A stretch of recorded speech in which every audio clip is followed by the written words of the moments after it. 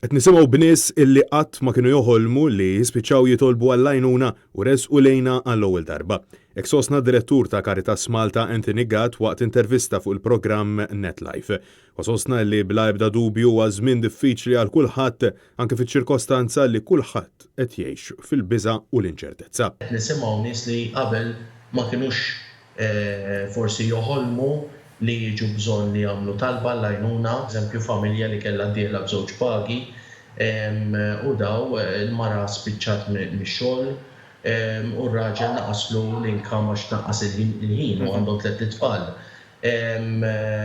Ovvjament hemmhekk ikun hemm qabża sostanzjali fl-inkam li kellhom għalli qed jgħixu llum. Anthony Gatt sostna li żminijiet li qed ngħixu fihom illum huma ta' inkwiet soċjali fejn fost oħrajn hawn anzjani li qabel kellhom ċertu sapport id-dar u issa minħabba restrizzjonijiet dawn naqsulhom kif ukoll realtajiet oħra ta' tbatija kbira anke relatata mal-kera. Qed niltaqgħu ma' realtajiet ta' nies pereżempju li jażlu jiena f'bej jieklu jkollhom il-kera jgħidu aħjar għal disaqaf milli nikol pereżempju. Għaw daw kategoriji li qed naraw f'sitwazzjoni disprati biex ngħidlek. Id-direttur ta' Caritas Malta fakkar illi hawn numru kbir ta' barranin f'pajjiżna illi qabel ma fetx il-COVID-19 kienu qed jgħinu b'mod sħiħ fl-ekonomija Maltija u issa tilfu xogħolhom, kienu laħqu sabu stabbiltà u issa tilfuha.